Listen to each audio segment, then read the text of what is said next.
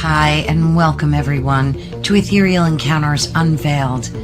Today we are broadcasting live on the United Public Radio Network and the UFO Paranormal Radio Network, 105.3 on the Gulf Coast and 107.7 FM in beautiful New Orleans. Hello, everyone. Thank you so much for joining us today. And today, just a little housekeeping first. I have two shows a week, as you guys might know. One is Thursday, which is 3 p.m. Eastern Standard Time. And that one is always live. No, that one's 5 p.m. Sorry, 5 p.m. Eastern Standard Time. And then on Fridays, I typically do pre-recordings, which is at 3 p.m. Eastern Standard Time. But now I'm opening up my slots on Friday to do some more lives. So please be sure and note that in your head, because I love to have you join us. I love having folks in the live chat. And I think it's just a lot more fun to do it live. It doesn't really matter. It airs on the same network, but I just like doing them live. So I figured I would open up some more slots for a lot more guests and bring you guys some more exciting content. So thank you all again for joining us. And of course, we're always excited and happy to have you here. And today we're going to be talking to a guest that we've had on the network before. His name is Jerry Marzinsky. And I'm always so excited to have him back. But imagine a sudden dark thought flashing in your mind, a thought that's like so disturbing, so unlike you, that it almost shocks you. And you can't help but think, is that my thought? And I mean, most of us have had them, if not everyone. You try to push it away, but it clings to you, repeating over and over, making you question your own sanity. And you wonder, where did that thought even come from? What if the answer isn't really your own mind? For years, psychologists have tried to explain this uninvited thought as a misfiring of neurons or chemical imbalances. But today we're going to challenge that conventional wisdom, and we're going to explore like a perspective that can suggest these unwanted thoughts, these unwelcome guests might be coming from somewhere entirely different, somewhere else. And today we're going to confront the uncomfortable truth that lies at the heart of our own consciousness. So get ready to ask questions that could change everything you believe about yourself. And that is, are your thoughts truly your own? And if not, whose are they? So the topic is intrusive thoughts. The uninvited guests in your head. Are your thoughts your own? And we welcome Jerry Marzinsky and a little bit about him. He's a leading authority on the teaching of abnormal psychology and much, much more. Jerry is a retired licensed psychotherapist with over 35 years of experience working and studying with the thought process and the voices heard by psychotics and criminally insane patients, mostly schizophrenics, in some of the most volatile psychiatric institutions in the nation. So with that said, Jerry, how's it going? Going good. Glad to be back Good. with you again. Yes, I love having you on my show. Let me get your banner running up here. In case you want to reach out to Jerry, you could always go to jerrymarzinsky.com. I'm sure he would love to have you there and check out his website. So Jerry, I've had you on the show before, and we always talk about the most amazing, compelling topics that have to do with our own mind, our own subconscious. And you've dealt for decades with so many schizophrenic patients. And with that said, I'm going to step away for a minute and just let you give a quick roundup of the work that you've done before we delve into this topic for folks that maybe didn't have the good fortune of watching you on the internet. You're on a lot of shows on the internet as well because it's such a compelling topic. And just give folks a quick rundown of the work that you've done and who you are, and I'll step away for a minute. Well, at present, I'm working as a certified MACE therapist. That's a energetic psychotherapy. It's cutting edge stuff. Um, it works faster and better than anything I've ever seen in my entire career. It was invented by a Australian ship captain of all people, who was interested in how the mind works. So that fell right in line with my interest also. So I went and got trained up for it. But prior to that, I worked at virtually every type of psychiatric institution in the United States. I mean, I've worked in mental health centers. I've worked in private psychiatric hospitals. I've worked in state psychiatric hospitals. Worked in county psychiatric hospitals. I worked psych crisis in emergency rooms. I worked in the psychology department of a large state prison for about 18 years. So I've covered the gamut of you know, uh, mental health places to work. And the entire time I was interested in the thought processes of schizophrenics. Um, right after I got out of graduate school, I was hired at probably the biggest state psychiatric hospital on the planet. Uh, it's been around since before the Civil War, Milledgeville State Hospital in Georgia. And there were um, about 10,000 patients there when I got there. So there was virtually every type of mental illness known to man in that place. And that institution had been around since before the Civil War. So Sherman actually stationed his troops on the grounds of this hospital close to 100 years ago. Um, there are 30,000 patients buried in the graveyard there. So it's been around for a long time. And when I got there, um, there was nothing in graduate school or undergraduate school that prepared me for this thing. Um, I was working with the Department of Vocational Rehabilitation, and our job was to find the highest functioning patients in this big state hospital, train them up at a job skill, give them a job skill, and then let them loose out of there. Um, so that was the goal, but there were a number of things that kept tripping that up. One of those things was they kept going off their medications. Right? Almost all the psych patients went off their medications at one time or another. And those medications were basically designed to keep them calm, to kind of zombie them out so the Yeah. staff didn't have to be dealing with them all the time.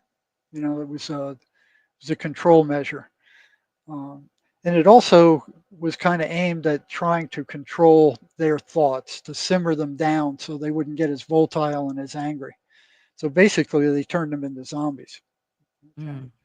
Um, it would slow down their thinking. It would slow down their thought processes. It would slow down their body. Okay. So it was great for a mass psychiatric institution, but Mm-hmm. it didn't do anything to cure anybody. Yeah. I mean, these voices they were hearing were still there in most cases. They seldom left because of the voices. And if they did, as soon as they went off those meds, the voices came back again. So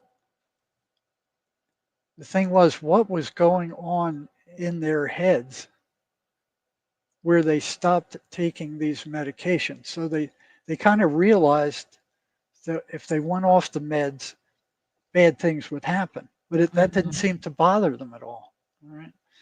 Uh, then there was one day I was I was doing rounds at the state hospital, and I passed this maintenance man who was cutting the bottom cap off of a stairwell banister that ran up to the second floor of the institution.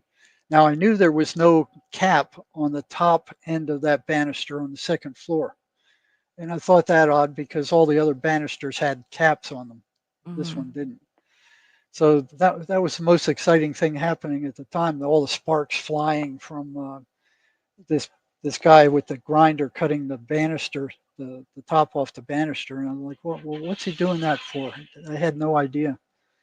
Um, so I tucked myself in with a bunch of other uh, patients that were watching this at the time, and just sparks were flying all over the place of smoke. And then when that cap fell off, this water, it's just this gush of pills, thousands of psychiatric pills come gushing out of that banister. What? It was like a rainbow waterfall. They had been tucking them into that banister for who knows, scores of years. And it was, they just kept pouring out and pouring out and pouring out. There were hundreds of them. Okay?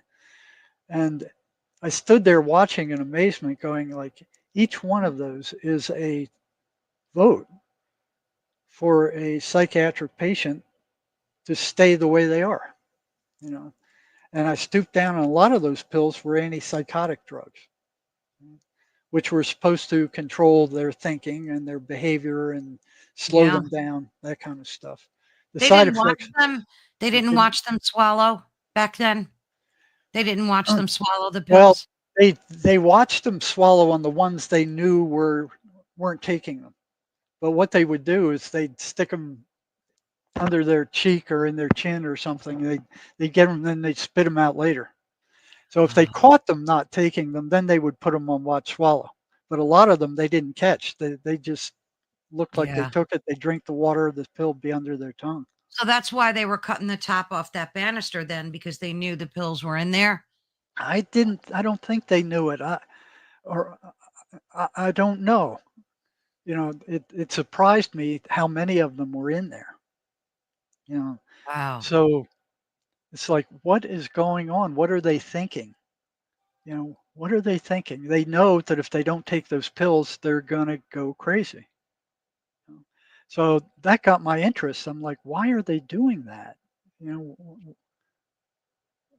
when they know what's going to happen if they don't take them. I mean, they Mhm. completely lose it. They become Oh, completely psychotic. They get they become run by the voices that they hear. That jeez. those things control them. Yeah. And so you know, I did this little experiment. Like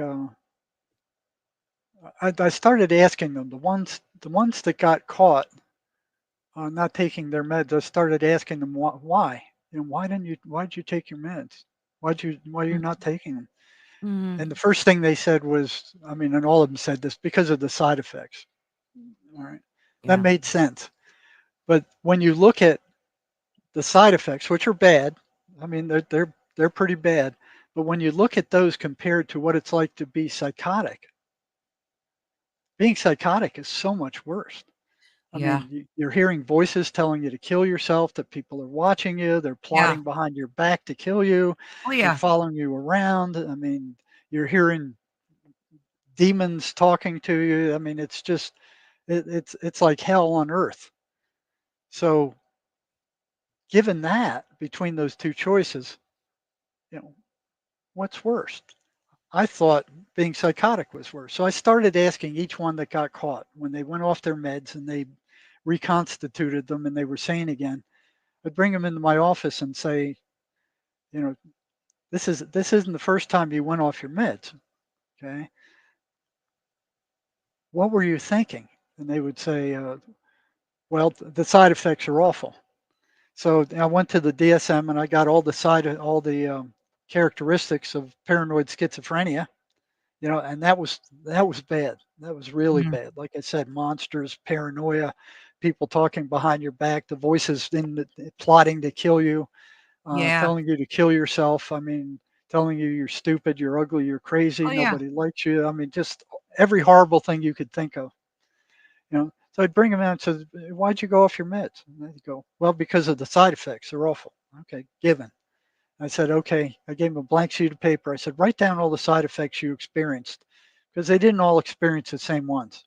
So Mm. they'd write down a handful of nasty side effects, and then I'd give them a check sheet with all the characteristics of paranoid schizophrenia, Yeah. and I'd say, "Okay, check here the ones that you experienced." Mhm. You know, and they'd have this whole like 2-page check sheet. They'd check all these nasty symptoms, and then I'd hand them both back to them. I'd say, which one's worse? Every single one of them said being psychotic was worse than taking the pills. And then Jeez. I'd said, well, then why'd you stop taking the pills? And they would say, I don't know. Every single one of them, Wow. and that went on for 3 years. Do you think the voices were telling them to stop, or these demonic forces, and we'll get into that, Yeah. were actually telling them to stop the medication? Yes. Yeah. There were two things going on with that. There was one gal, this was during the 7th year I was there, where she Mhm. went off her meds, and if they went off 3 times, they get kicked out, because the only thing we had back there in the 70s were those meds. Yeah. There was no other alternative type of treatment. And the psychiatric mafia, if one appeared, they would say, well, that's quackery. Everything was quackery except their pills. You Sure. know, their pills were the only true treatment for schizophrenia, and they would resist anything else. It would just go down. So there's one girl. She had finished her cosmetology class.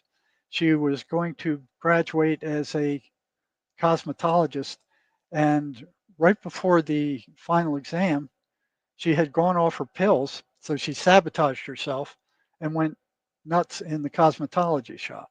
Oh, So I jeez. got a call from the cosmetology teacher, said, come and get her. She's out of control. She's in my class. So I went and got her, put her back on her meds. A couple of weeks later, I brought her in. I said, you know, that was your third time. You're going to be discharged. Those are the institution's rules. After 3 times, you're out, because if you're not taking your meds here where they're being handed to you, you're Mm, certainly not going to take them on your own when you get out and you have to right. go to a mental health center and find transportation there, and go through all the trouble of getting there and then having to wait to get them. All right. So I called her mother and told her mother that we were planning on discharging her. Her mother virtually begged me not to do that. She said, I can't deal with this. I mean, I've had her here before. I can't. Please don't discharge her. Let her finish her schooling. She virtually begged me. She said, I'll come up there and we'll find out why she wasn't taking her meds. So I'm thinking, okay, okay, I got a mom on my side now. Bring her up. Let's see if the two of us can figure out why she wasn't taking her meds. So one Friday afternoon, her mother comes up from South Georgia, a long ride for her, and I'm sitting in the office with her, talking to her, bring in the patient, and then both of us close the door and both of us sit down. We go, tell us, why did you stop taking your meds? And she didn't want to do it. She said, Uh, first, like everybody else, he said the side effects, and I said, "Well, Yeah. what's worse, the side effects or the psychosis that you lapse into when you don't take them?" She said, "Well, the psychosis is worse." And I said, "Then why'd you stop taking your meds?" And then her mother started on her, "Tell us why you stopped taking your meds." Finally, she relented. She says, "You won't believe me." And I said, "Try me. I've heard some pretty strange stuff working at this, Mm, you know, crazy psychiatric hospital." Um, And she said, the voices told me that I was being poisoned by the psychiatrist. And the voices pointed to the side effects as of the medications as the effects of being poisoned. And those side effects were toxic, they were toxic side effects of these toxic drugs. mm, You know, they're they're not good things. They are in effect a form of poison. yeah. Those antipsychotic drugs that they were using back then, and I think even now, with long-term use, cause permanent neurological damage. They Yeah. actually shrink the patient's brain. You know?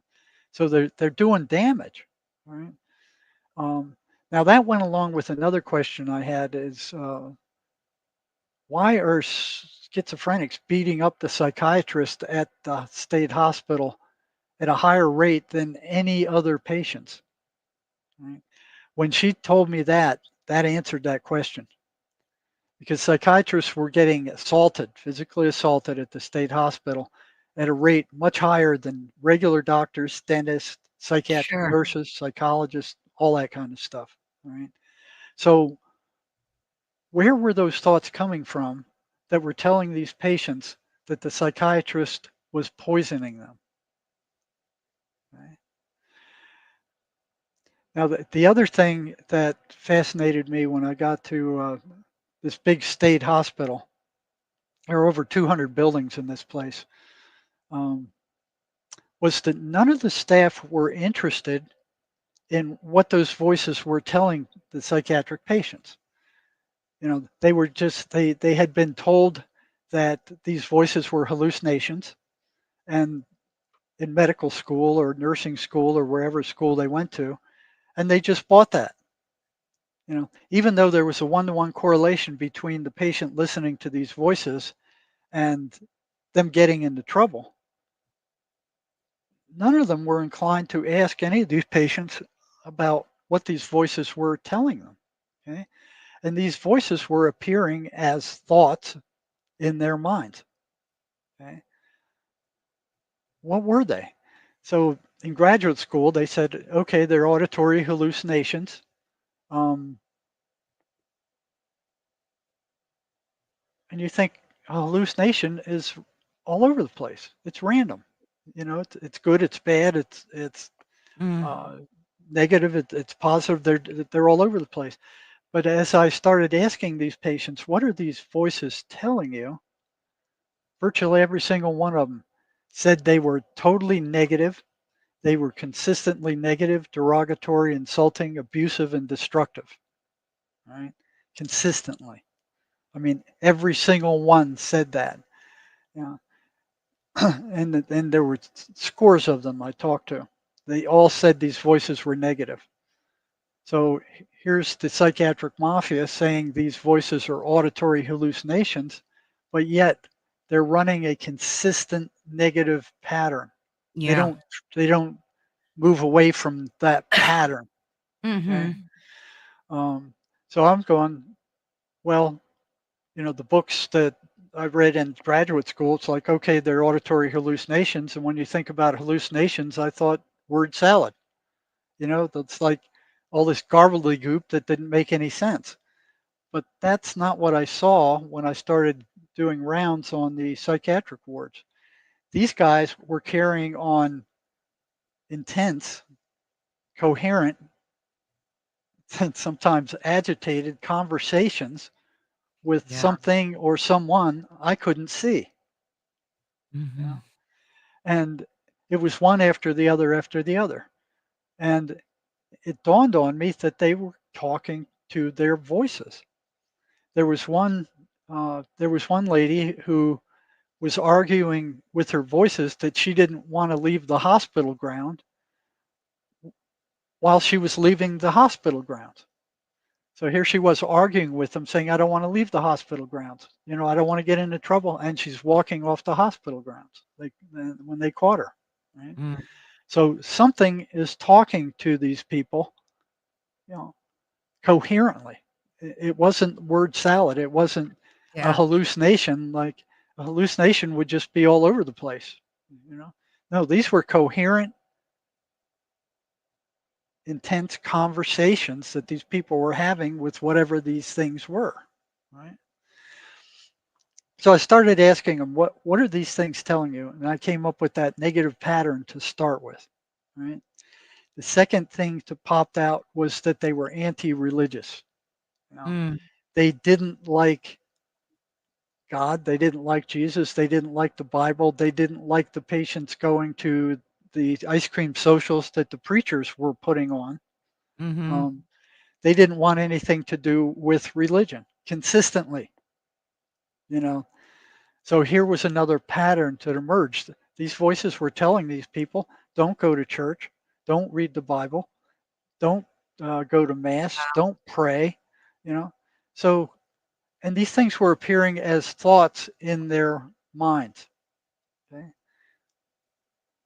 So, what kind of hallucination would be anti-religious? So these patterns kept appearing one after another after another. So if you go to my website at jerrymarzinsky.com, you go to articles, there's a list of these 23 patterns that these voices run. So those of you out there working with schizophrenics, go look for yourself. 23 consistent patterns. All you got to do is open your eyes and look. You'll see them for yourself. Compare these patterns against talk to your patients. You'll see them. Right? So I started asking patients at the state hospital, what are these voices telling you? Mm-hmm. Okay. And they didn't like it. And they didn't trust me. They didn't trust psych staff because our job back then was to watch them. And if it looked like they went off their meds or they were getting crazy, we would turn them into psychiatry, and psychiatry would bring them in and they drug them either more or they changed their medications to something more powerful. So they didn't want to talk to us, you know. And they would lie to psychiatrists a lot of times when the psychiatrist saying how your meds working, they would say, oh, they're working just fine, even though they were still hearing the voices and they were still getting into trouble with stuff. They did not want to be drugged senseless. So Yeah. they would lie to the psychiatrist and they would lie to me.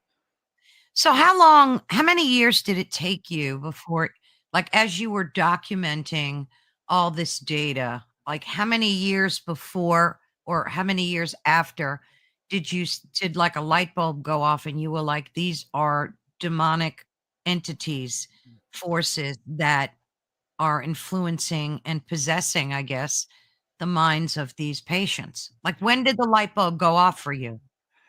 Many years later, because I didn't want to believe it. Yeah.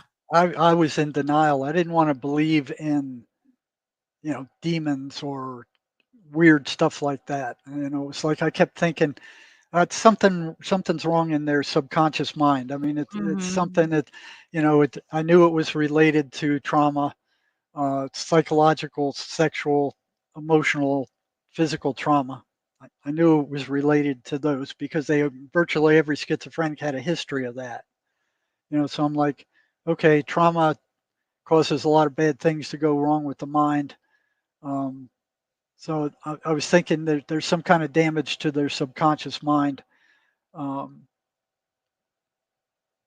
and I didn't want to believe that these things. So it was probably over 10 years later that I've been Oh, studying wow. these voices before some things happened that kind of took a You brickbat to had my some head. freaky things happen to you that, I guess you could call them like supernatural events Yeah. that Yeah, that took the place. voices didn't like me looking into what they were. Yeah, yeah. So, you've had decades of this practical research, um, to do, and, what's the correlation now between the thoughts of everyday people? Say someone who's not schizophrenic, like me, you, anybody walking around. We all have negative thoughts. Mhm. We all get them. Um, and it's funny because I heard someone say, a psychiatrist the other day, that your mind is the enemy and it hates you. And I thought that was just such an awful thing to say. Oh golly, man, these I those actually guys, heard him say that. they're not gonna see the light of day in my lifetime. No, They are I so and freaking brainwashed. Their yeah. minds are so closed. They are I mean, so imagine rigid. saying that your mind is the enemy and it hates you. That is just the most god awful thing Well, to tell people. the voices are the enemy, and they Right, hate you. Okay, so right. it's, it's not just the schizophrenics who hear these things. We all hear them. Exactly. These Yeah. intrusive thoughts that just barge in and tell you something just god awful. Okay. Jerry, S- this is why I really think it's so important to have these conversations, especially with you, because we suffer every day from intrusive thoughts. We do.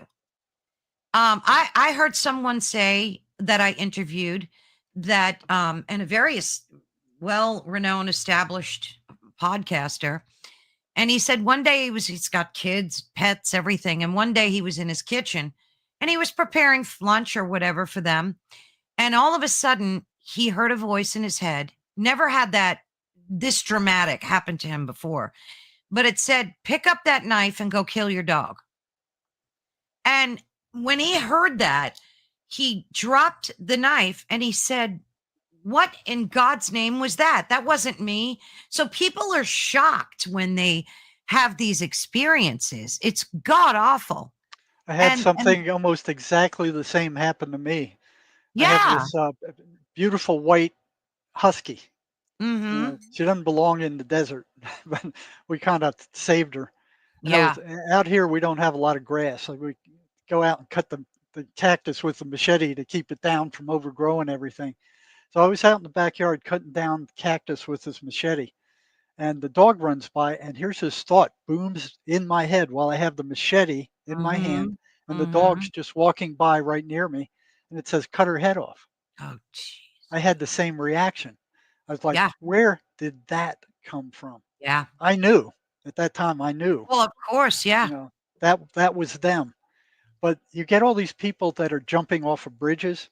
Yes. There's 50,000 people in the United States who kill themselves every year. Good Where lord. are those thoughts for them to kill themselves coming from? You know, so these things they are demons. You know, I fully believe that without hesitation.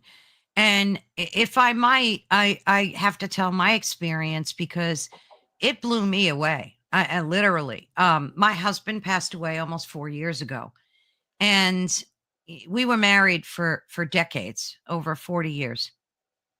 And I never in my life ever had thoughts of taking my own life, of walking off the planet. Never, never, not once. And thank the Lord, I never had any severe mental, other than anxiety, which is like pretty common. But so after my husband passed away, and after I kind of a week or two later, maybe a week later, when things started like wanting to return to normal, I started hearing in my head, well, your husband's not here anymore, so you have no reason to live. Just take a bottle of pills and end your life. And I would be like, what in now I knew better because hmm I just did. I did a lot of research my whole life and been a spiritual person. So I knew better when I started hearing those voices. And they went on for almost a year, Jerry. It took me a long time. What worked for me personally was prayer. yes, Like they I hate the just 23rd Psalm. They can't stand it. yes, It's and like I just burning them with a blowtorch. yeah, and it's so true because for me, over time, the more I prayed, the less I heard that. The hmm more I prayed, the less I heard it. And then eventually it dissolved. It wasn't an overnight thing. And thank God, I haven't heard them in quite some time, but it was scary as hell and I knew what they were. And I would tell them, I would say out loud, devil, get behind me, you effer. Like I would get angry at them and start praying. And that day they would go away, but then they would return the next day. And it was always the same thing. You and your husband were so close. He was your reason for living. Your kids are grown. You don't need to be here. Why suffer? Oh, horrible crap.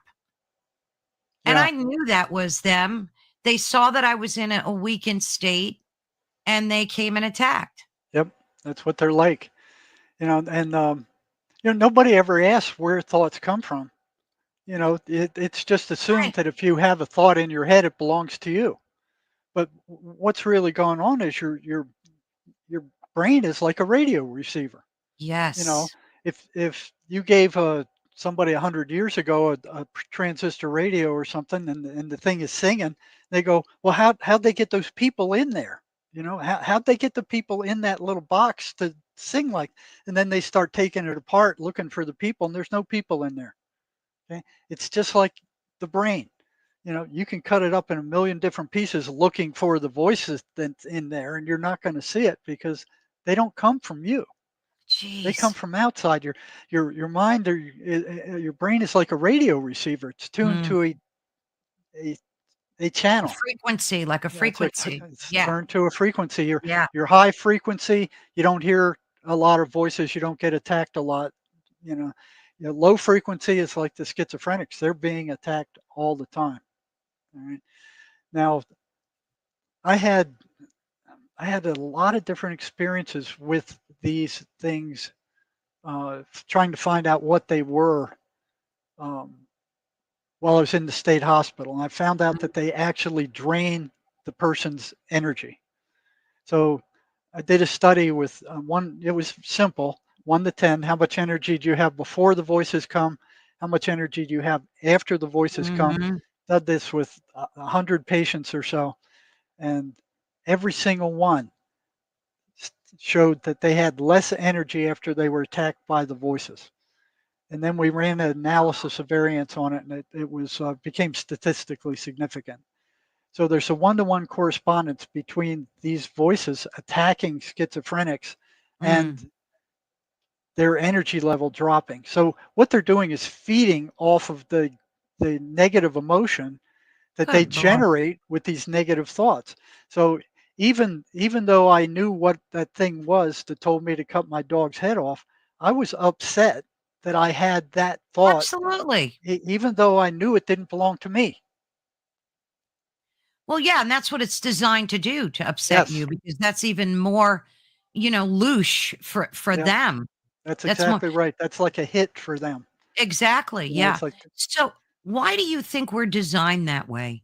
That we is that just the way our brains are designed that because you would think that, you know, I we're think it's got a designed whole lot more to do with your spirit than with your brain. them with your brain. Yeah. That makes so much sense. Yeah, see, we're spiritual beings. I mean, Yes, everything about us is energetic. Your spirit's energy, your thoughts are sure. energy, your mind's Frequency, energy, your vibration. feelings are energy.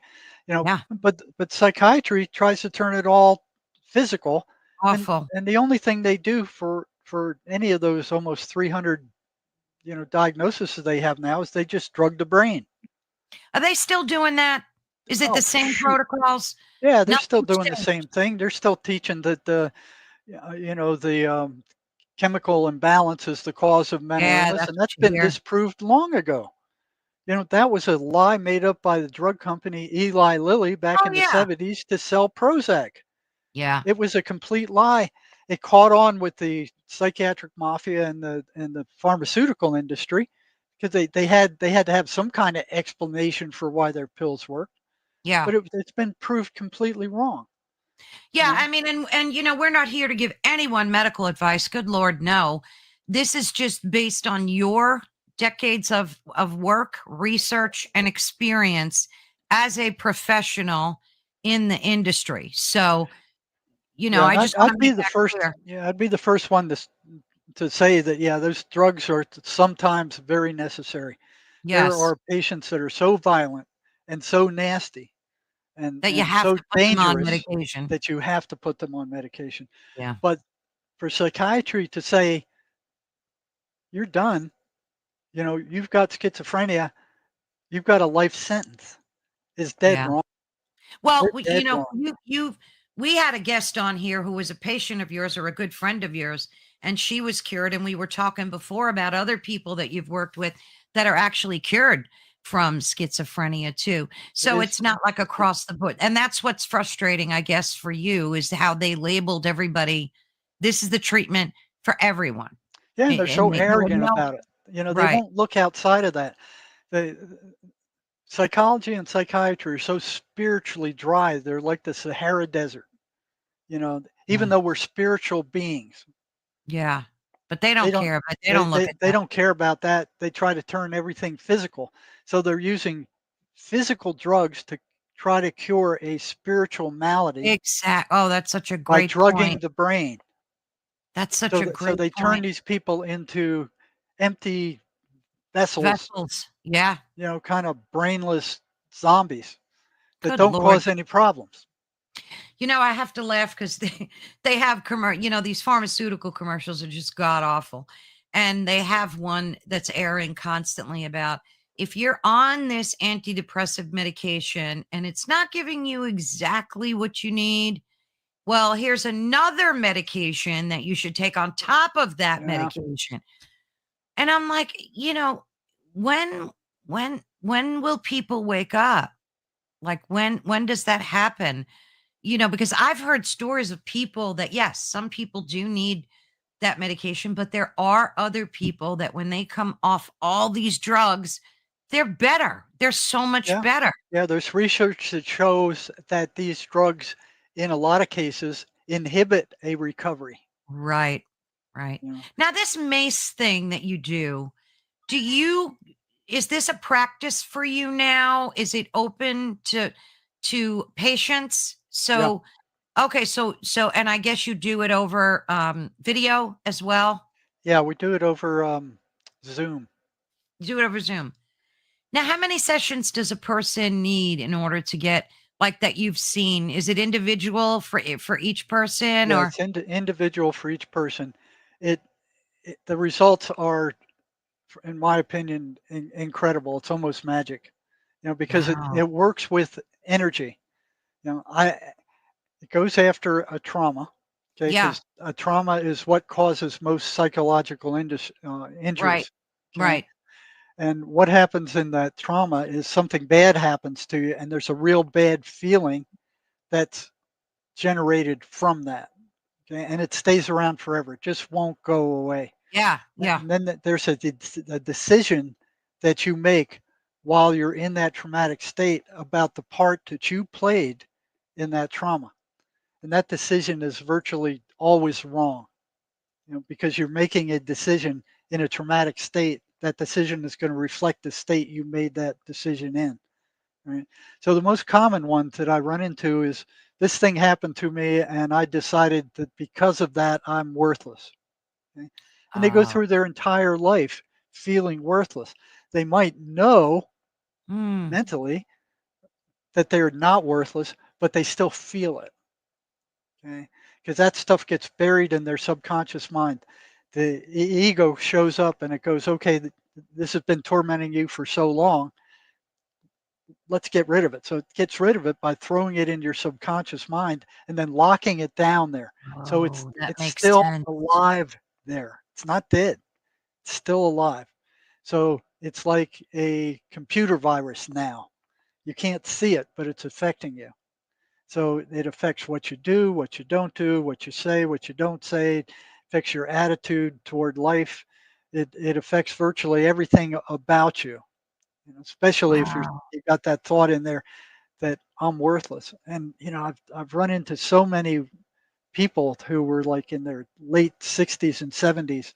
Something happened to them when they were 6 years old, and they decided they were worthless because of that, and they went through their entire lives Yeah. feeling they were worthless. And Which is inside a of an lot of hour, people. yeah, Yeah. a lot of inside of an hour, that was gone, That's completely crazy. gone. The No the pun it, intended. That's wonderful though. yeah, it's almost magical, you know. Yeah. So Mace was onto something there, but the psychiatric mafia don't want any part of this Oh, stuff, of course not. you know. They look at it as like woo woo medicine. They don't want any part of that. Yeah, so But after that's wonderful news. after one session, the worst thing that happened to them is taken care of in most cases. And most sessions, they don't run past 3 sessions. Most. Wow. That's how powerful it is. That's wonderful. Yeah. What can okay, so we already established that everyone on the planet, I would be safe to assume, has these terrible thoughts, these negative thoughts that run through our head, in and out like waves throughout the Yeah. day. So we both agree that these are entities, let's call them, that are oppressing us and making us have these feelings, right? So, what in your and personal estimation do you think we could do to help? I said prayer work for me, and I still do use it. But are there any other strategies, like for people that don't pray, maybe, or aren't, very spiritual, or don't, never thought about it before? Like, what Yeah. would you recommend? Well, yeah, there's a number of things you can do. Like I said, that they hate the 23rd Psalm. They can't Yeah. stand it. It's like burning them with a blowtorch. The Wow. other thing you realize that, your thoughts aren't your own. They're coming from somewhere outside of you, That's even though you're kind of hearing them in your head. yes. You know, um, think you don't have to entertain every negative thought that comes into your mind. So what these entities are like, they're like fishermen. They'll bait a hook and they'll throw it out in front of you and say, Mm. "Oh, you're worthless. You're stupid," and see if you bite on it. If you bite on it, they give you more of the same. They reel you in. Yeah, yeah. You know, um, but there was one point where I was wondering, well, what do these things sound like? Because I didn't know what they were, and I didn't I as far as I knew, I didn't hear them myself at Right. that time. So I was working at the state hospital at this time, and I was like, well, what do they sound like? So I prayed, and I prayed. I said, Lord, let me listen, let me hear what they sound like. Okay? And 1 week went by, 2 weeks went by, 3 weeks went by, nothing happened. And then what I would do is after work, because it was somewhat stressful working in that place. I Oh, lived yeah. on a lake, and I loved the water. I was like a fish in water. By then, I had a year of skin diving and scuba diving at Temple University. I could swim like a fish. I loved being in the water. I had a lot of time underwater scuba diving, so I was very comfortable in the water, Mm. just very comfortable. And they taught us in scuba class what you did if you ever got stuck and you know it's kind of a survival float thing.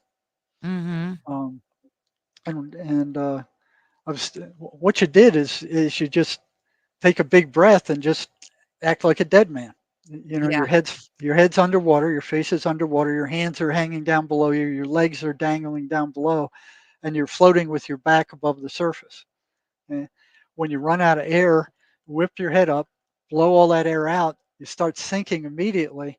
And then as soon as before you go underwater, take another big breath, and refill your lungs. And you still sink. You'll bob down 2, 3 feet, and then you'll float back up like a dead man again. Okay? Takes very little energy. You can do it forever. I mean, you could do that for days if you needed to, if you didn't freeze to death in Wow. the water. Okay. So there's one day after work, I 3 weeks after I'd asked for what the voices sound like. So I headed out into the lake, jumped in, and I was swimming. The water was bath warm that day. It was just smooth as glass. I mean, I headed out into the lake, and I kind of hit my stride. It was almost like a meditation. I wasn't using any more oxygen than I could physically consume. So I was cutting through the water. After a while, I felt tired.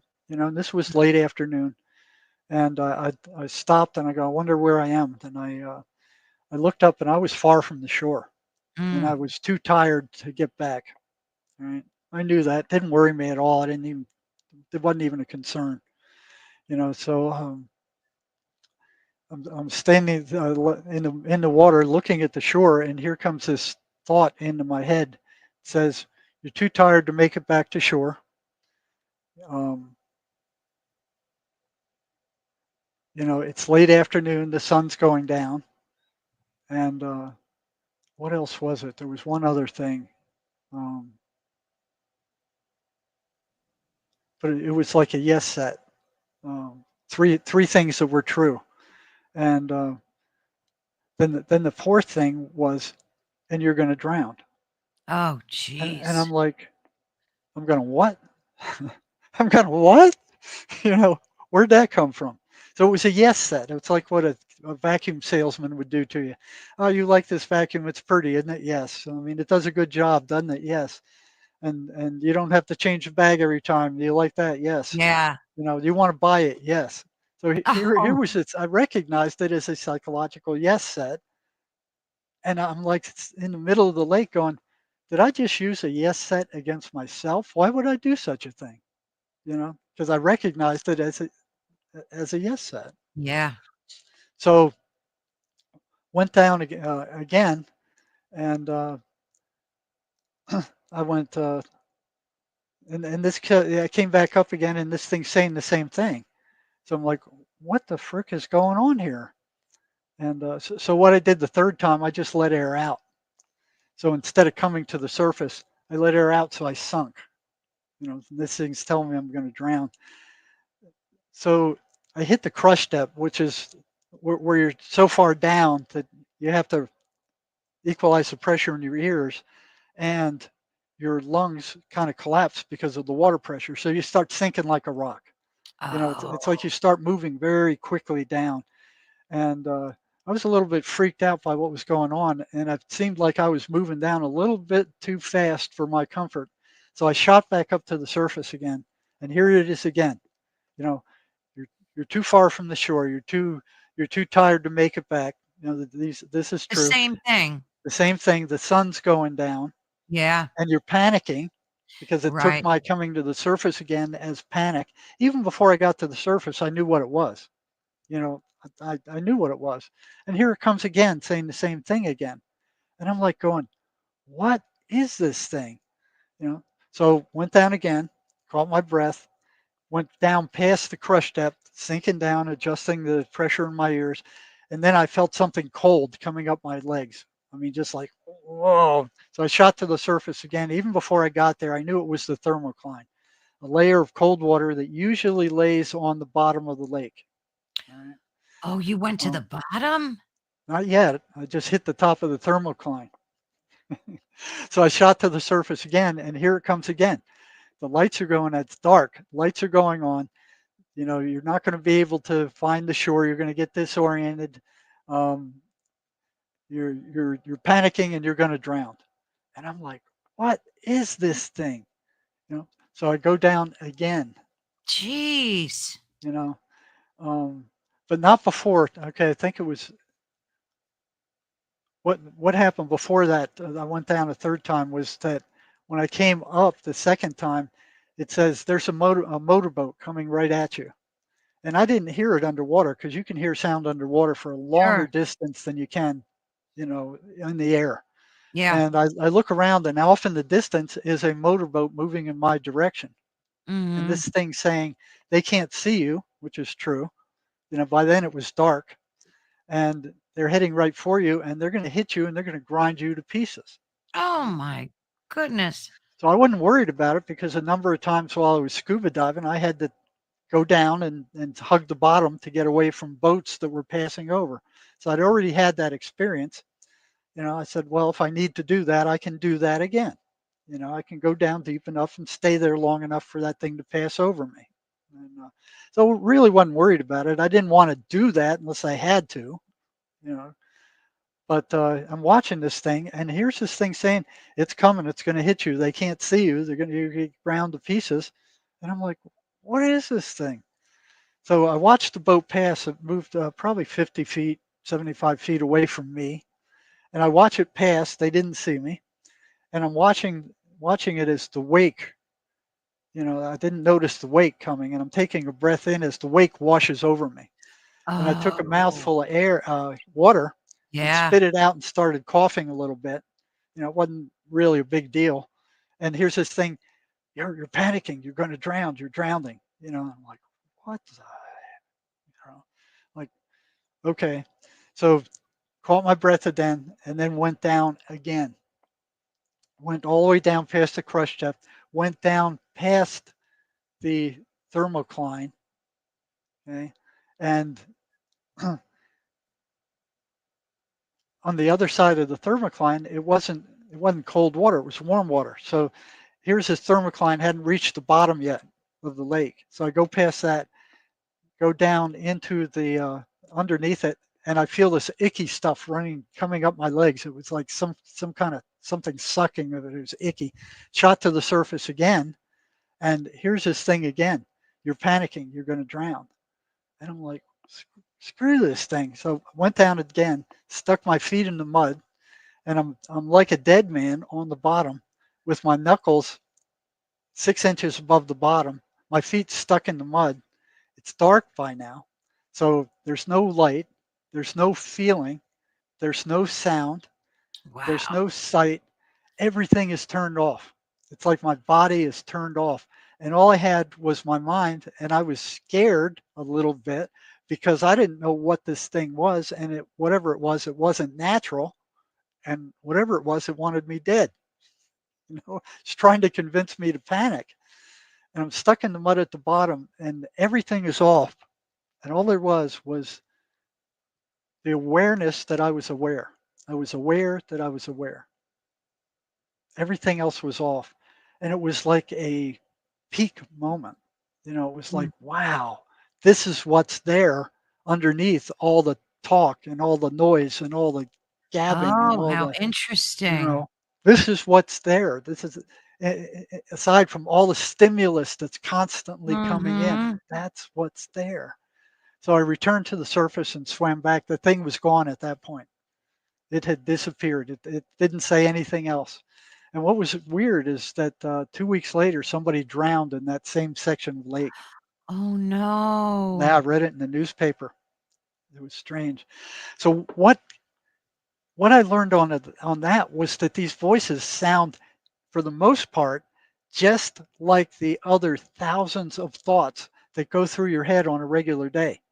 There's no "we are the voices" or "we are the devil" Right. or, there's none of that stuff. They It's your sound voice. it's your voice. It's the one Right. you hear in your head all the time, but the content and the intent are very different. They're telling you stuff like you're ugly, you're stupid, you're crazy, nobody loves you, every people are watching you, they're laughing at you, all kinds of garbage like that Yeah. to make you feel bad. And the reason they're telling you that garbage is so you would generate negative emotional energy, which is their food. Yes. That's their Absolutely. loosh. Yeah. So one thing that people can do is you don't have to entertain these negative thoughts that come into your head. You don't have to accept every thought that comes into your head. You can treat them like clouds blowing through. Let them come in one ear and out Mm. the other. Don't hang on to them. And one thing I learned about these voices is they're consummate liars. Yes. 99.9% of what they tell you are lies. They don't care what they tell you. What their deal is to upset you or to cause a fight or cause you to get into a fight or an altercation with somebody else, you know, or 'Cause they cause love you to that they isolate love that yourself. energy too, right? Any negative Yes, energy, they thrive off of. yes. Wow. That makes so much They will sense. also try to isolate you. They don't want you to get any help. So, families, parents who have schizophrenic kids, what usually happens is the kid drives the parents so crazy that they finally go, "Get out of here. I'm tired of Well, this yeah, crap. yeah. Just go to your Hard bedroom and to stay deal with. there." Yeah. That's the worst thing they could do because they want those guys isolated. The schizophrenic voices want the victim isolated so there's no interference with what they're trying to do. Mm. How do you think they win in the end if the person unalives themselves? Like, You what do know you what? I had that same question for years, and I would say it doesn't make sense to me. I No. have the same question, and then one day one guy wrote me. He sent me an email. He said, "Oh, I have the answer to that. What happens is if the person commits suicide, they're gone, but now the whole family is affected. They're Oh, going, oh, I could have done more, or I should have seen this, or it's so there's my more fault." victims. You know, There's more more victims. more victims. Oh my goodness. That makes so much sense. So they're creating like a food chain. Yes, Wow. yes. So they're feeding off of any negative emotion that they can trigger in you. They don't want you to know that they exist. So the biggest deception or lie that the devil ever did was that he doesn't exist. Yeah. And that's too bad because here's all these Christian churches. They'll teach about Jesus and God and all that kind of stuff, but Jesus and God aren't the ones that are causing the problems. These Exactly. friggin' demons are, and they won't Yeah. teach about demons, and they won't do exorcisms. Yeah, You which know? is so sad because I think you fully in order to integrate, you need to do shadow work. You need to like go into the innermost deepest parts, the darkest parts to understand and swim your way out of it and into the light. Well, You, that's kind of what mace does. It'll go into the subconscious where that garbage is buried, turn it yeah. into a physical kind of description of what it is, and then put a mechanism in place where that negative energy, because Mace found that being a ship captain, he was dealing with energy all the time, all these different energies, electrical energies, ocean energies, ship Mm-hmm. energies, wind, so yeah, all kinds of energies. And he found that energy moves from negative to positive. Okay. So Mace has a spiritual component which isn't obvious, but the structure is set up where that negative energy is sent to the spirit that absorbs it and turns it back into positive energy. Oh, nice. So it doesn't destroy it because Yeah. energy can't be destroyed, but it will transform it into positive energy. And the person will feel more energetic, more alive, lighter. And Wow. it all happens within an hour. That's unbelievable. Does the mace concept also believe in these demonics as well, or do they have a different approach? Well, they believe that all negative energy is the same, you know. Um, Yeah. Now, what's interesting is that I would say maybe 50% of the time, Mace will get rid of voices if they're not too strong and entrenched. Right? Mm-hmm. Uh, Even if it can't get rid of the voices, it will get rid of the trauma that these things feed off of. Ah, Okay, and then you can remove that trauma until they're starving to death. Right? So there's only about 100 of us on the planet right now. wow, that's not a lot. That's it. That's not a lot. They're trying to grow. They're trying to grow. The trainers are full, from what I hear. Um, but yeah, these things, these are entities. Now, Yeah. it took me decades to actually realize that. You know, I still thought for the longest time that this is something in the subconscious that's doing this. So once I got these patterns kept coming up over and over and over again. They're negative, they're anti-religious, they foster and create negative emotion, they energetically drain their victims, they get louder after sunset. It's Oh, consistent. When that's the sun goes interesting. down, they get louder. They get strongest between 3 and 4 in the morning. Ooh. Okay. And I was working doing psych evaluations in a old folks home one day, and I found they told me something called the sundowner syndrome, where these Mm. old people start getting psychotic when the sun goes down. They Is they that be- very common? it's very common. Jeez. They even have a name for it. Now the voices get louder when ignored. Okay, so you can't ignore them. Just let them move through your mind. Don't grab them. Don't allow them to stay there. Go, okay, I hear you. Let them just blow through your mind, because 90% of them, more than 90% of what they say are lies. Okay. They Yeah. foster self destructive behavior. They're always telling you to do stuff that will harm you, Terrible. sabotage yourself, Absolutely. say stuff that will hurt people or get you in a fight. You Is know, that what happens with negative people that like are always just complaining and bitching and moaning all day? Are they just are they being attacked by these entities to stay in this type of vibration so that, yeah, it's they're almost like an addiction? yeah, they feed on it. Yeah. You know, so most of those people don't realize that that's not them. That's not who they really are. Wow. You are a positive spirit. Right. When you were brought here, you didn't have any of this junk. You didn't have any of True. these negative thoughts. You weren't psychotic. You weren't neurotic. You were a positive spirit. You watch a baby playing, they're just, fascinated with everything that's going on around. So, where it actually hit me that these things were negative entities. I mean, I still had some skepticism after all that. I mean, I was well past the point where anybody else that had all the evidence I had would have decided these things are negative entities. For me, it took this list of 23 patterns. I was wondering Yeah. what would happen if I started throwing monkey wrenches into these patterns that interfered with what the voices were trying to do. Mm. Right.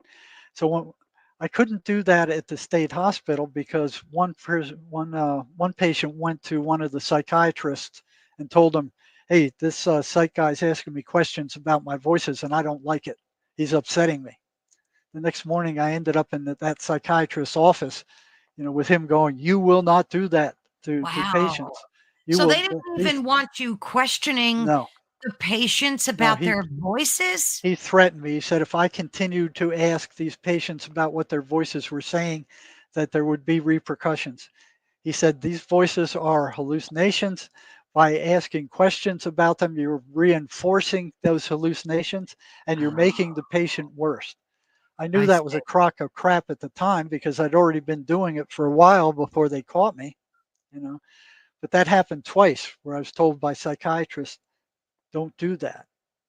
So I had to proceed very carefully while I was in the state hospital. I had to keep down below their radar, and I had to be very careful not to upset psych patients with my questions. So I had to lower the number of questions I asked them and spread them out. So it really was like driving in first gear. I was still getting information, but it was like low gear. You know, Yeah. when when I when I got the job at the state prison, it was like now I could switch to high gear. Right. It was like if a prisoner went to the warden and said, "Hey, this psych guy is asking me questions I don't like about the voices." The warden would go, "Get out of my face, man! Go play in the traffic or something. I got better stuff to do." I mean, that Yeah, was they didn't that care what you that did that there. yeah, that didn't hit Yeah. the You know, trigger point for anything. I was thinking of you too when that poor girl, the Ukrainian girl, was just Mhm. recently unalived, That on was a the demon possessed I saw that in his face. psychotic. You could see in his face the murderer because he's sitting there, and then all of a sudden you could see something come over him that compelled him to do that dastardly thing. Yeah, that wasn't him. That wasn't the person. That was the demons. That was the voices. And unfortunately, since the legal system doesn't recognize this, Yeah, they throw the voices and the guy in prison. So there were tons of psychotic people in the in the prison. prisons. Yeah. So I had no lack of patients to work with. What was relatively rare were the ones that were willing to tell you in real time what the voices were telling them. So I always had a group of 7 to maybe 15 or 18 um, schizophrenics who were prisoners who were just as interested in what the voices were as I was because they didn't know what they were either. Oh, so you had willing Yes. patients that wow. So Yeah. you must And have uncovered a lot of research during that. oh, I got a lot done at that point, because it was like that opened a window into their minds. I could see what the voices were saying. I could see how they reacted to the Yeah, stuff yeah, that I was doing. sure. So I would give them homework, to interfere with these patterns. And then I would bring them back a week later and I'd say, well, how'd that go for you? And they would tell me, well, it worked or it didn't work, or they got more angry or they got less angry so I was getting And you constant documented all feedback. of this? You So documented all of your studies? Like here, all the oh, no kidding. there, I didn't put anything in paper because the administration wouldn't have liked it. You know, they expected you to get their approval for any kind of research you're doing, and they wouldn't have given it. Yeah, they would have never gave you that. They would have never given it to me. So, here was this stuff and information coming in, coming in, coming in. And then after a while, after we figured out different ways to interfere with these patterns or negate them, they started coming back, all of them saying, the voices don't like you, they don't like what you're doing, and they don't want us coming here. you know. But they came anyway, which was I have to hand it to them. They came anyway, all of them. There's not Yeah. one that dropped out because the voices were making their lives miserable.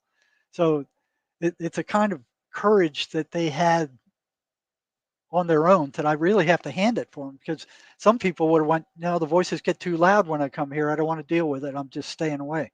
You know, none of these guys did that. None, not one. Okay. So as we're moving on, um, one guy turns after a session. He turns to me in the doorway as he's leaving my office.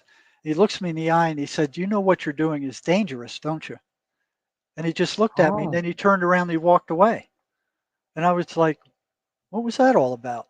I'm like, they're in their heads. They're not my heads. They can't get me. They can't come out of there, you know. And I just tucked it away, and I didn't forget it because it was like a warning. yeah. I wasn't going to forget it, but I didn't Yeah. know what to do with it, and I didn't know how much danger I was in. You know, I hadn't. None of these guys had turned on me. None of these guys had got verbally abusive with me. Mm, You know, I hadn't seen any aggression aimed at me from any right. of them. So I'm like, okay. I just kept going. One of the things that kept me going was I was an adrenaline junkie. I mean, scuba diving, motorcycle riding, flying, just, you know, so, this, the adrenaline junkie stuff kept me going for, throughout this whole thing. And so the second guy comes in, and I don't know how he got into the psychology department, but he did. And he knocks on my door one morning. He said, "The voices want to talk to you." Oh, And I'm like, "They want to talk to me personally?" He says, "Yeah, they want to talk to you personally." That had never happened before in 20 years. That had never happened, maybe 25. And I'm like, "Oh, you know, what's this about?" yeah. And I said, "Okay, come on in, close the door." He said, "All right, have a seat, make yourself comfortable, tell me what they have to say." And these words came out of his mouth: "You have no right to interfere with our way of life." What? Boom.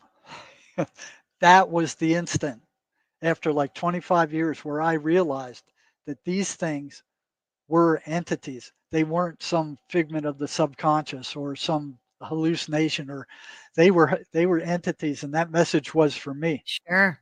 you know. With our And way of life, our way of life, a whole plural. bunch of It, them. so Yeah. so what and it there was only one prisoner sitting in front of me, and after those words came out, he said, "That wasn't me.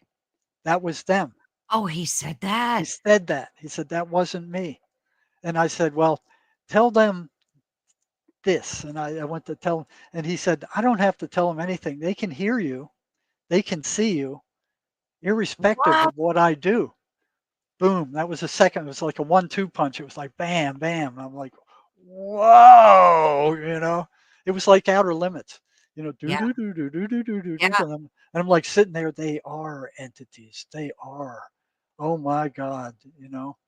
And um, he left, and I just sat there staring out the window the rest of the day. I canceled all my appointments. Just sat there going, "What am I getting into? Where is all this going?" Because that was a clear message. You have no right to interfere with what we're doing. And I think I said something like, "You're killing these people. You're Mhm. making their lives miserable." And so that episode ended. And then the Mm. third one that happened was, I don't know if it was the same guy or not, but I was reading a book by Miguel Ruiz called The Voice of Knowledge. So he was talking about similar entities who were also feeding off of negative emotion.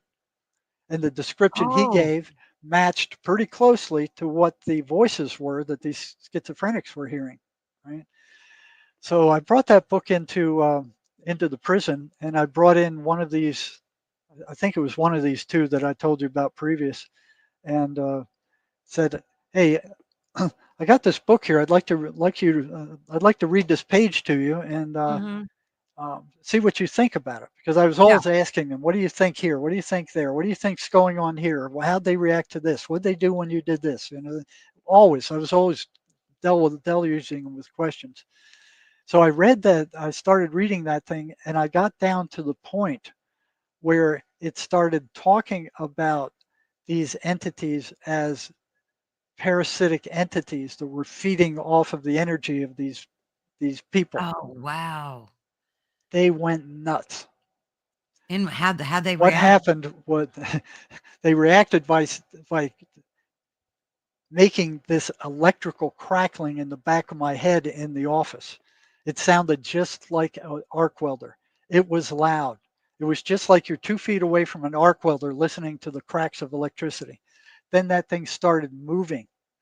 It started moving from the back of my head up the right hand wall of my office, and it's crackling up the wall at a 45-degree angle. Did I you couldn't see it? I couldn't see anything. You just heard it. I just heard it. I didn't feel it. I couldn't smell it. All I could do was hear it. And it was moving and crackling while I was moving. And I turn around and I look at this guy and I go, "Do you hear that?" And he's just staring at me like this zombie. He's just like, just zombie like eyes, not moving, And then I returned and I'm like tracking it by the sound as it goes up the wall and then it goes across the top of my office. And I could see him and the thing at the same time.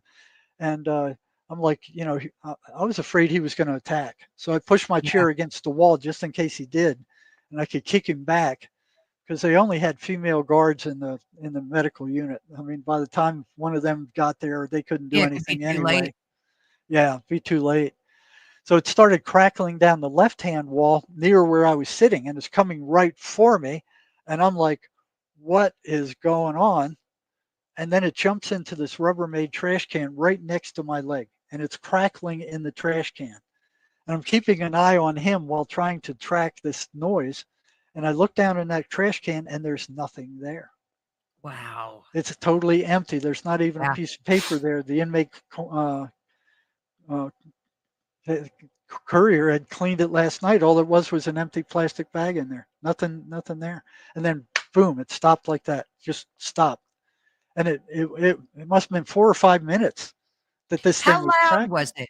Was it very It loud or sounded it was as loud as an electrical arc welder, just the same wow. intensity. It was just like somebody taking a torch, an electrical arc And you to the think this wall. was coming from that patient?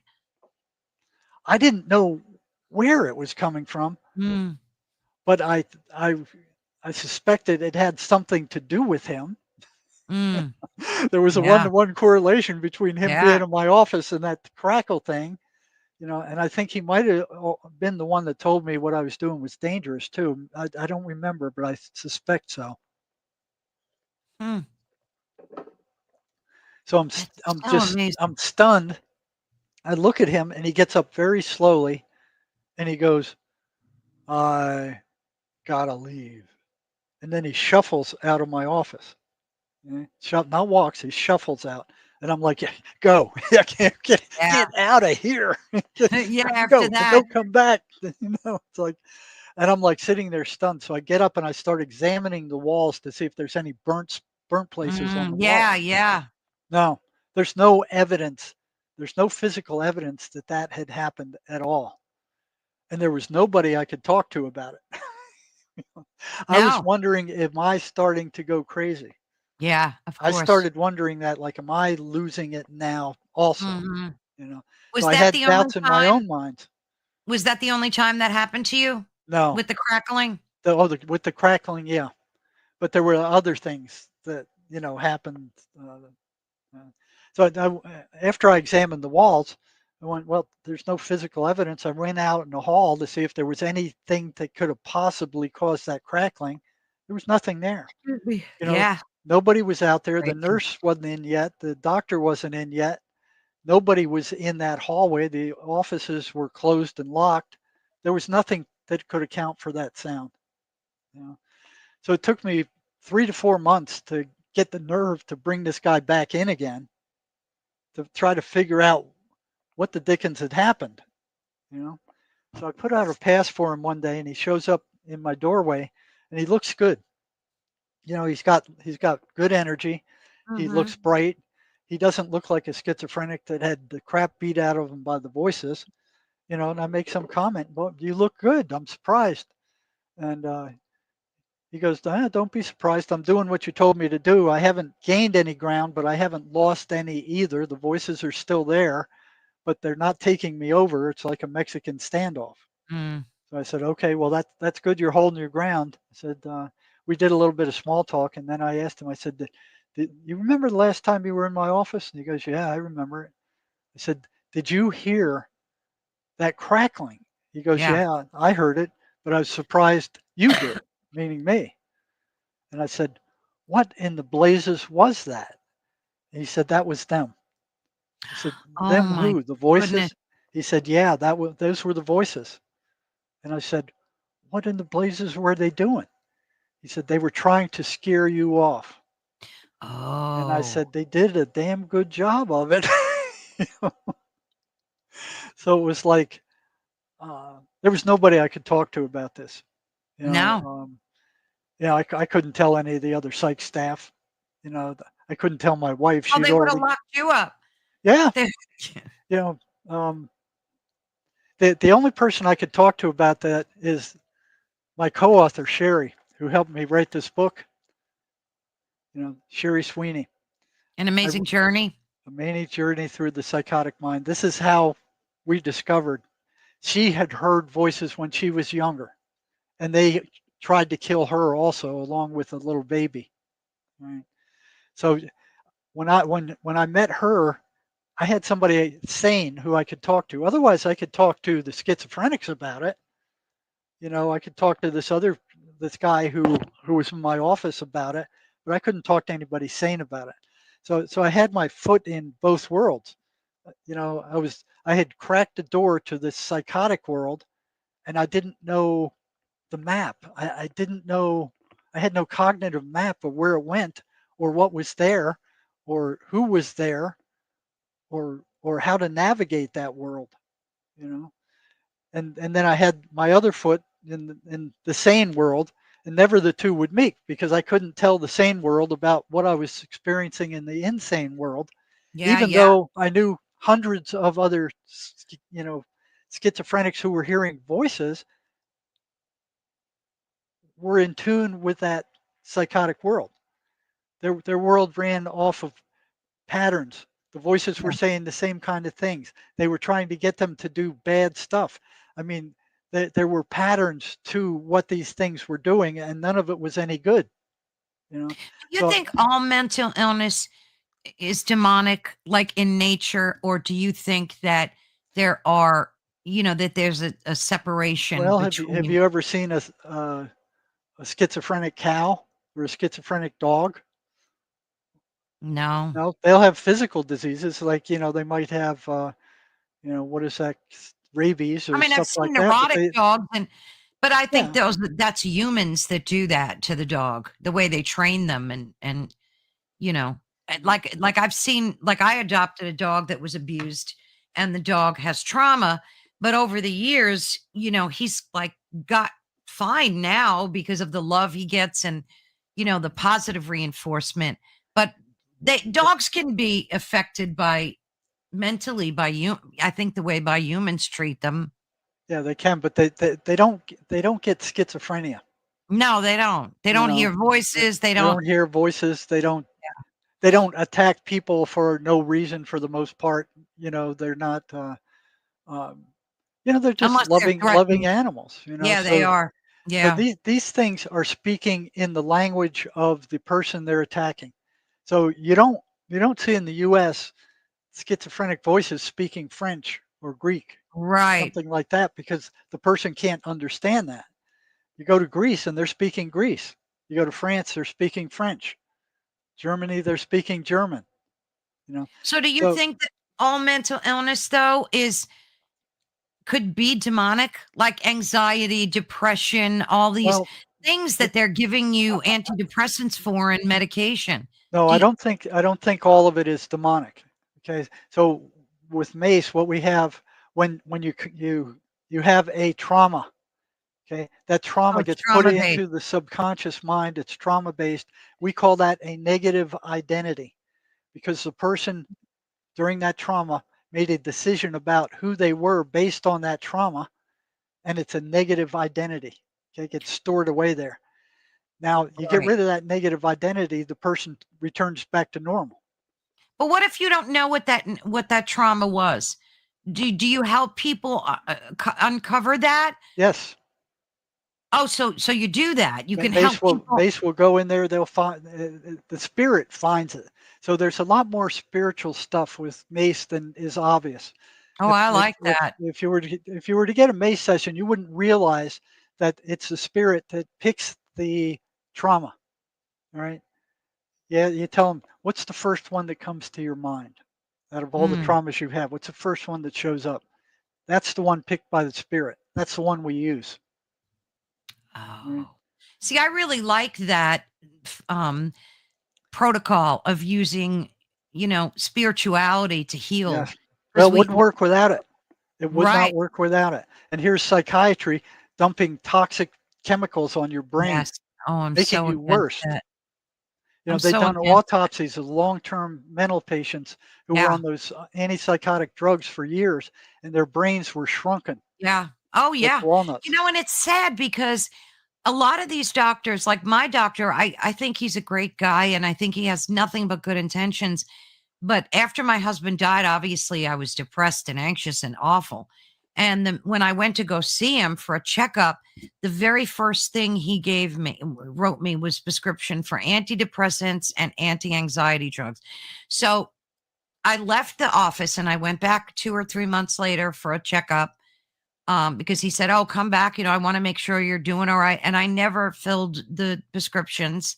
I don't, just for me, I personally didn't want to. I don't Sure. believe in that type of therapy. And he looked at me and he said, "So how's the medication working?" And I said, "I wouldn't know because I never filled the prescriptions." And he looked at me and said, "What am I going to do with you?" Yeah, yeah, And he like laughed. yeah, So, I think I don't think he had any ill intent. I think no, he genuinely wanted to help me. yeah, And then when he saw that, like, because I told him, I said, I would rather claw my way out of this grief on my own without being clouded mhm. by these medications. Because it And doesn't cure anything. no, It just it just tamps clouds down you over. symptoms. Right. Yeah, But yet, I know some people that were depressed in bed for months and got on these, what do they call them? SSR, SIR, it's what do they call SSRIs. SSRIs? And a friend of mine took them and she was able to get out of her depression and they worked great for her. But she's in this, like her emotions are very flatlined, and that's like the side effect of it, I guess, Yeah, So it's a trade-off, I guess, but but it doesn't cure anything. no, it doesn't cure. It's just a camouflage. Well, Yeah. it treats symptoms. Yeah. So, So what do we do to get rid of these freaking demonic voices? Do we pray? Do we just well, the eh, first thing you have to realize that they're there. right, You just know, acknowledging. that thoughts don't come from you. Emmanuel Swedenborg said none of your thoughts come from you. They either come from heaven or they come from hell. I believe that You because know, we get beautiful epiphanies of and thoughts too, and the Holy Spirit fills us. Just again, my belief, with wonderful revelations and inspires us to create beautiful things. So I totally believe you're right. I think you nailed it, Jerry. I think your life's work nailed it. It just makes so much sense to me and it really reaches to my core. I think everything you've done, all your research, all your years of unearthing all this information got it spot on. well, I calling the shots as I've seen and experienced them. So, psychiatry can say whatever it wants, but I lived it. I was there, you know, and what slays me is that they keep teaching this garbage in the universities. Um, Yeah. these these psychotherapies that they're teaching in the universities, don't work well at all. Mm. If anything, they're just re-traumatizing the person over and over again. So This there's thought no therapy. advances because I'm sure you keep up with this stuff. Well, There's no advance. there are some advances moving toward energetic work. There's the eye stuff. You got hypnotism. Um, I uh, mean, what about fMRIs? Like they're using them. So what haven't, because I've seen that on TV where they show you the scans of a schizophrenic person and their brains light up in different yeah, what's places. interesting? What's interesting there is they hooked up some schizophrenics Yeah. to that EEG thing, and what happened, which was fascinating. A split second before they heard the voices, there was a light in the brain. Yeah. So it's almost like um, hearing music or hooking an electric meter to the wire of a speaker, and that a split second before you hear the sound from the radio coming out of the speaker, the electric meter goes off a split second, and Yes. then you hear the sound coming out of the speaker. Oh gosh, I heard a fascinating study too that blew me away. It went into this research that proved that decisions we think we're making are made seconds before we actually think about them. So, like, if you think, "Oh, I'm thirsty, I'm going to go get a glass of water," that decision was already made. And they use this fMRI technology and EEGs and all that stuff.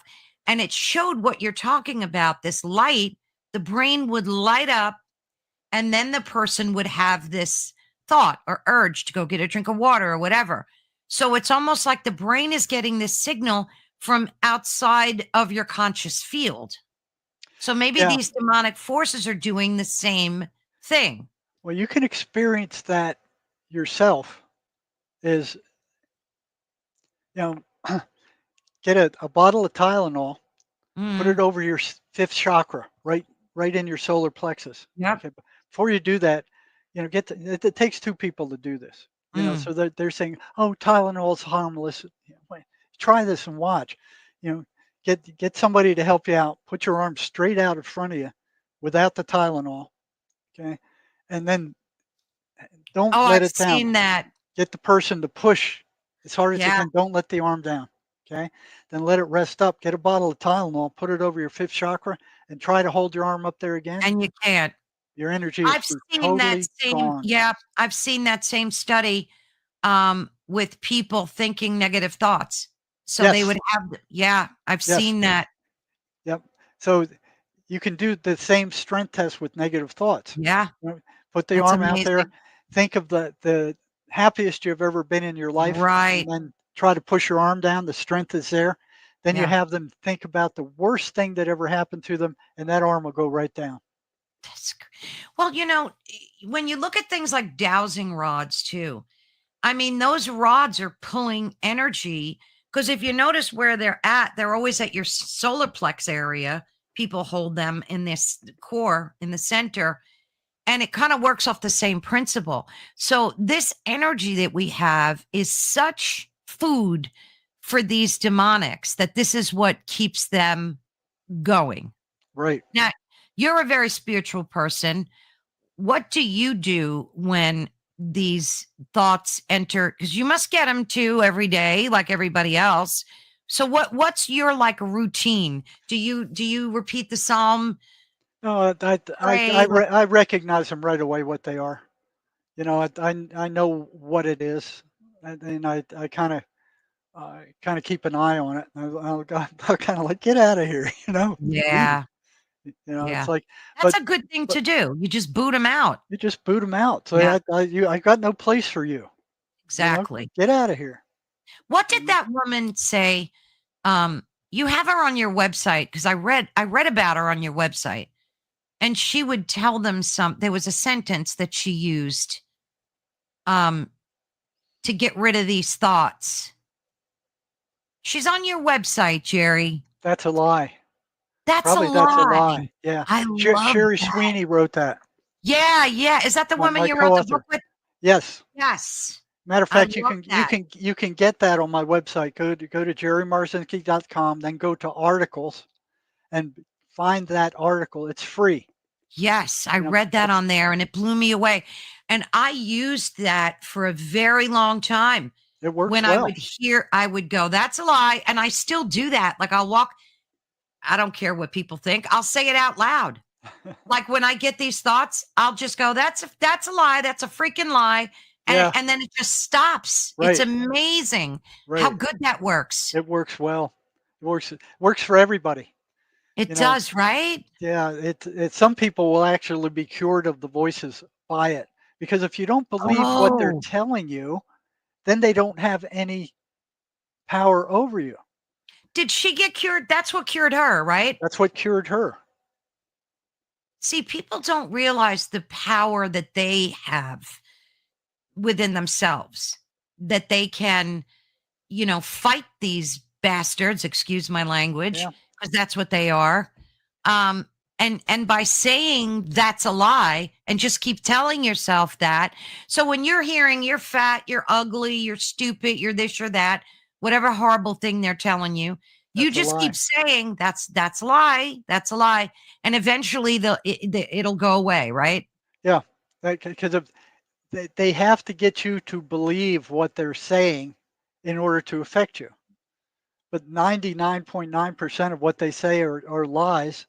And, if they're not worth listening to at all. So, the Yes. schizophrenic needs to realize that the voices are consummate liars, that you can't believe anything they say, that they're parasites. And the last thing they want the victim to know is that they are parasites. So Yes. when I was working in the hospital emergency rooms doing psychiatric evaluations, psychiatric crisis, um, they didn't want you in the emergency rooms working with these patients. They Right. wanted you to get them out of there. That's what your job actually was. Get them out of the emergency room, send them to a mental health center, send them home, admit them to the hospital, just get them out of there because Yeah. the emergency room doctors had no idea what to do with What them. to do with them. So they would call you in to like Yeah. assess them and do that. Wow, what a job that was. So there was one girl one day, I walk in and here she is in the middle of the psych annex doing these karate moves and threatening this big black guy that's twice her size.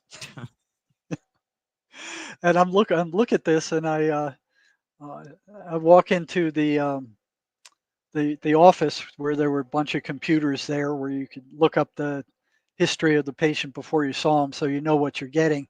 Mhm. And the psych nurse goes, "You need to do something with her quick. She came in voluntarily, and she's threatening to want to leave, and she's out there, and she's in the ozone." You know, and I'm watching her threaten this big black guy, with dancing around doing all these, you Yeah. know, poorly executed karate moves. And so I kind of look up what she was about. She was had a history of psychosis. She was schizophrenic.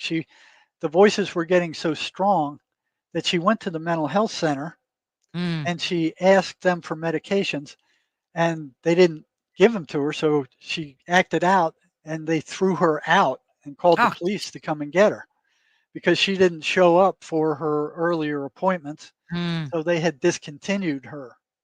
Okay? So she came to the hospital instead. So she was seeking help of some kind. Yeah, clearly. I You know, mean, and she knew what the voices were. She knew they were demons. Okay, oh, she did. she did. She knew it. So I went into Wow, an good interview for her. room with her. Okay, and in the interview room, they didn't have any sound, but they had video, so they could Mm. see what was happening in there Yeah. in case you got into trouble, but they couldn't hear anything.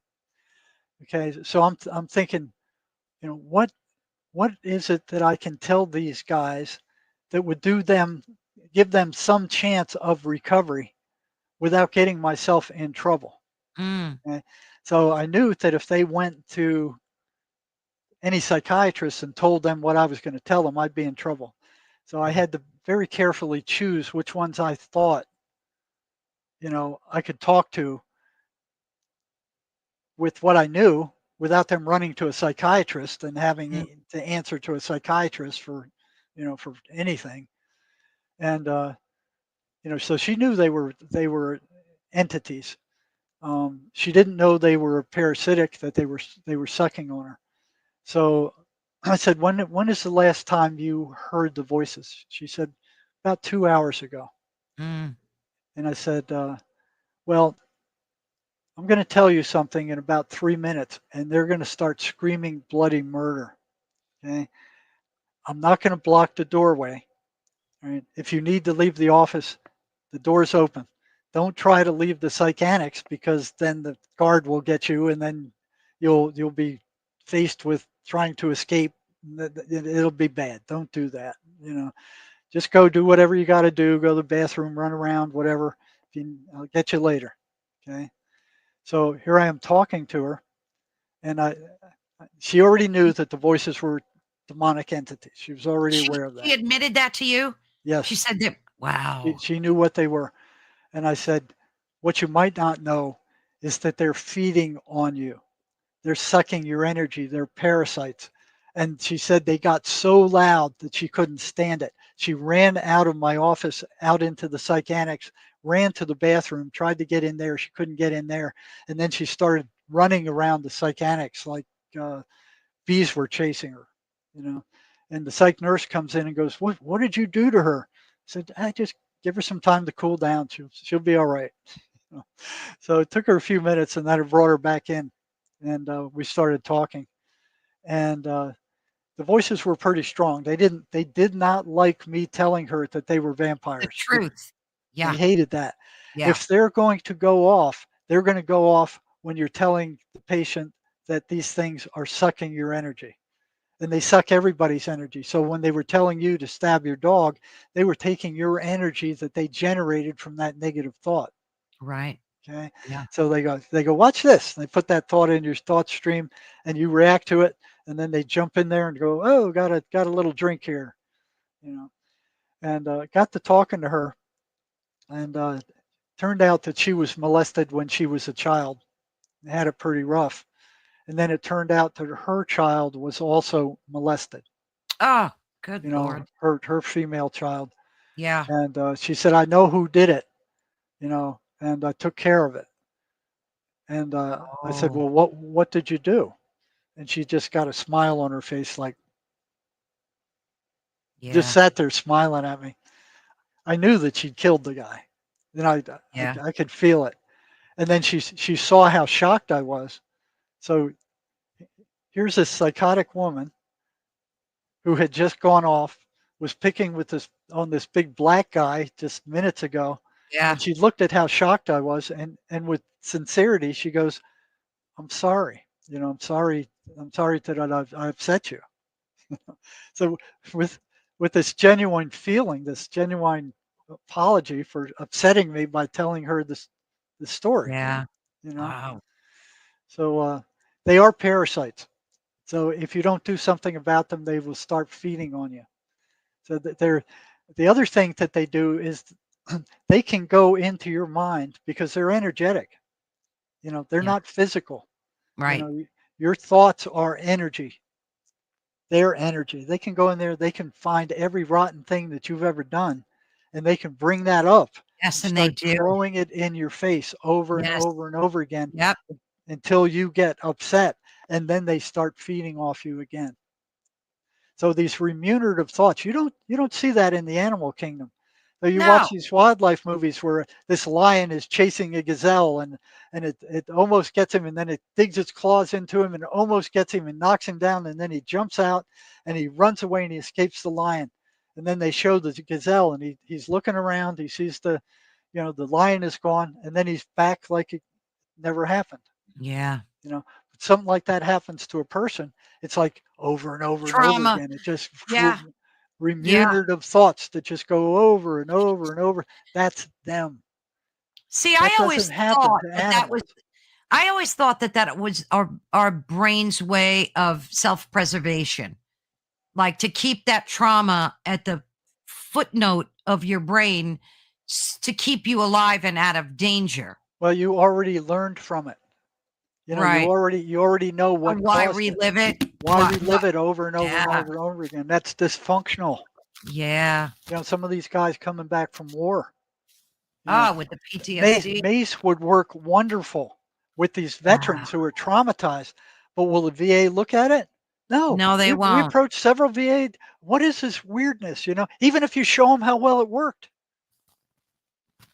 You know, the state of mental health globally is Pathetic. it's so archaic. It's just sad. It's Yeah, well, just sad. And then you that's end up because with they're making people so much money from it. exactly. And then You you know, end up with people like the dude on the train yes, with the poor girl. And it's just repeated over and over and over and over the same. And they let them out of jail and the mental health facilities that shut them down across the country. right. They shut down all the Terrible. state hospitals. Yep. You know, and where those other guys end up? They ended up in prison. They shut the state And hospitals prison's down. no place for them It either. That's right. It started in California as a tax rebellion because they were Yeah. charging their people so much tax. So they go, well, we got to shut something down. So they shut down all the state hospitals. And then that swept across the nation. And all the other states shut down all the state hospitals. So where did they go? Well, they're either robbing people or stealing stuff Oh yeah, they're the main or cause using or of crime. selling drugs, turning That's to correct. crime, and then they flood into the prison at twice the cost of what it cost in the friggin' Absolutely. And you know, it's so interesting because Trump is wanting to open up these, which I think he's 100% correct. good. He wants to reopen all of these facilities. You got to treat these people someplace. And Yes. the sad part is that when Biden let all the people into the country, they came from the mental hospitals Yeah. of They emptied out the Venezuela mental hospitals. and all of their sick people came Yes. here and inundated our system even further and they desperately need help. They Yeah. need help. So you look what's going on right now. You got more psychiatrists, you got more psychologists, you got more psychiatric drugs on the planet than ever in the history of mankind, and we're getting sicker. The mental We are. hospitals are full to overflowing. The That's prisons correct. are full to overflowing with psychotics and mental patients. The state hospitals are full to overflowing, and nobody's getting better. And All there's that's nobody happening is overseeing. psychiatry's making a fortune. Exactly. And it's like there's no one overseeing this No. and looking at the data. I mean, you know, RFK is starting to do that, which is good. You know, he's really analyzing the sickest parts of our healthcare Yeah. system, And you which see what they're really, doing to him. They're screaming oh, bloody they're murder at him. torturing him. They're torturing him Why? Why? because Because they're paid off by the big pharma. exactly.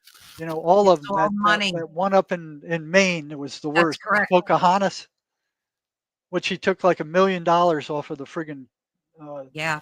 Yeah. you It's know, sad to say that it's a political nightmare and it really is. And the sad thing is that a lot of people buy into this left versus right, you know, civil war battle. That's what they want. They want us yeah, to hate each other and right. fight each other Yes. when we're all one. You know, we're children of God. We're all spiritual beings.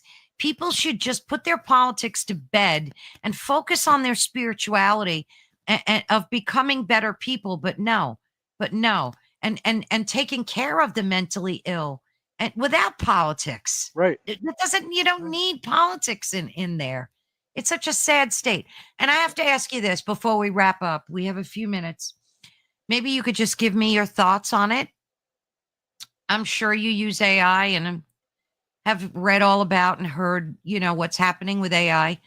Do you think that these entities, because I've been reading a lot about this and hearing a lot about it, are capable of? Are you there? Yeah. Oh, we had a little spinning Yeah. wheel Yeah. there. I Yeah. thought That was them. that was. I think. I They think don't you're like right. what you're about to ask. They don't They like don't it. like it. They don't like it, but I'm going to ask it anyway. That's weird because I never had that happen before, ever in It happens all to the me time. all the time. Oh, I bet it It's does. common. If it doesn't happen, it's uncommon. Oh, they must come after you like crazy. One time they came right through the computer screen. I could feel them. Oh, It's the same wow, thing I felt when I Jerry. was in the emergency room. Another time they got me on the roof when I was meditating. Same feeling. It's this icky electrical feeling. Yeah, yeah, yeah. You know, Oh, they must come there's for no other you feeling daily. like it. That is Yeah. so So they weird. Well, they can they can interfere with electronic stuff. yes. I mean, I Bad. never saw that before, ever. Well, you just So, experienced it. You do you just think, answered your yeah, own that was question. weird. That was weird. That was Do them. you, I believe it 100%. Do you think that they have the capability of using AI, the platform, the technology, and feed us? When you see it in the news, the children offing themselves because AI is telling them to, and it seems like they already discovered that. What are your thoughts on that whole thing? Well, if they can't directly take over AI, kind of like how they interfere with my podcast. I mean, they're Yeah. always interfering. They'll shut down the sound, they'll shut down the microphone, they'll shut down the Wow. picture. I Yeah. mean, there's times where we had to postpone, you know.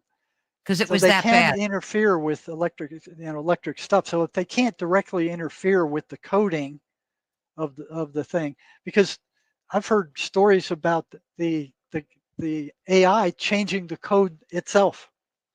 Oh, yeah. I've Yeah, heard so that they got too. that. It But even if rewrites they itself. right. So even if they can't do that, they can take over the people who are writing that code, Oh, banks. that's such a good point. Banks. Yes.